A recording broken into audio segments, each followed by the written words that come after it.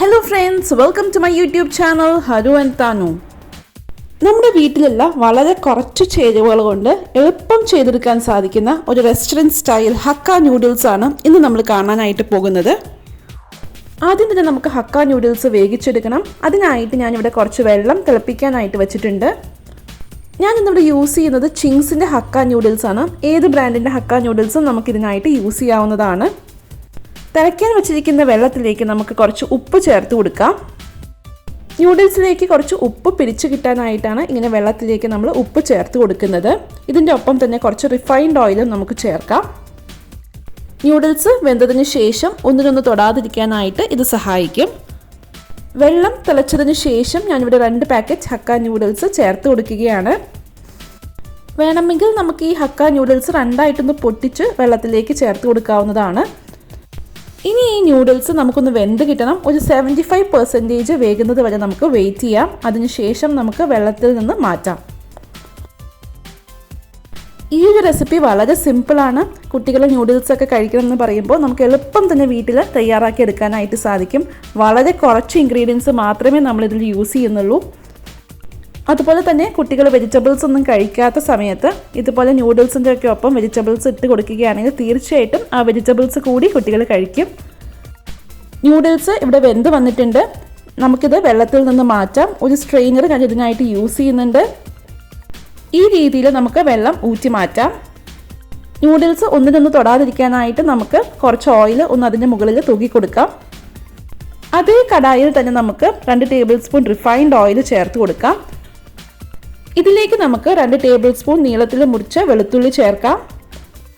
വെളുത്തുള്ളി ബ്രൗൺ ആകണ്ട, പക്ഷേ മൂത്ത് നല്ലൊരു വാസന വരുമ്പോൾ നമുക്കതിലേക്ക് 2 സവാള നീളത്തിൽ മുറിച്ചത് ചേർക്കാം.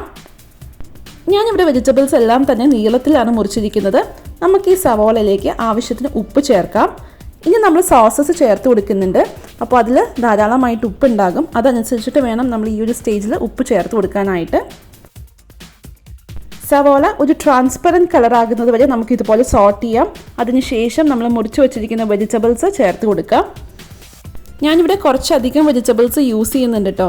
ഇത്രയും വെജിറ്റബിൾസ് വേണമെന്നില്ല. ഞാനിവിടെ കുട്ടികൾക്കൊക്കെ കൊടുക്കാനുള്ളതായതുകൊണ്ടാണ് ഇത്ര അധികം വെജിറ്റബിൾസ് യൂസ് ചെയ്യുന്നത്. ഞാനിവിടെ carrot, beans, cabbage, green peas എന്നിവയാണ് യൂസ് ചെയ്യുന്നത്. നമുക്ക് സീ ഫുഡ് വേണമെങ്കിൽ പ്രോൺസ് ചേർത്ത് കൊടുക്കാം. അതുപോലെ തന്നെ നോൺ വെജ് വേണമെങ്കിൽ ബീഫോ ചിക്കനോ ഒക്കെ ചെറിയ പീസസ് ആയിട്ട് ഒന്ന് ഫ്രൈ ചെയ്തെടുത്തിട്ട് അത് ചേർത്ത് കൊടുക്കാവുന്നതാണ്.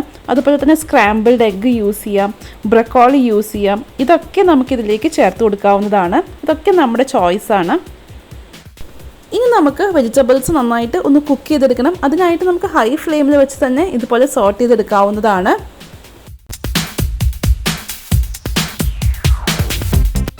വെജിറ്റബിൾസ് ഇവിടെ ഹാഫ് കുക്ക് ആയിട്ടുണ്ട്. ഞാൻ ഇതിലേക്ക് കുറച്ച് മഷ്റൂംസും അതുപോലെ തന്നെ ക്യാപ്സിക്കം ചേർക്കുന്നുണ്ട്.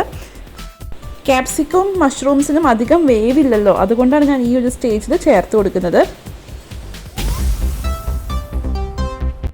മഷ്റൂംസും ക്യാപ്സിക്കവും ഒക്കെ നന്നായിട്ട് ഒന്ന് സോട്ടായി വരട്ടെ, ഓവർ കുക്ക് ചെയ്യണ്ട. അങ്ങനെ വെജിറ്റബിൾസ് എല്ലാം തന്നെ ഇവിടെ സോട്ടായി വന്നിട്ടുണ്ട്. ഇനി നമുക്ക് സോസസ് ചേർത്ത് കൊടുക്കണം. 1 table spoon chilli sauce, 1 table spoon soya sauce,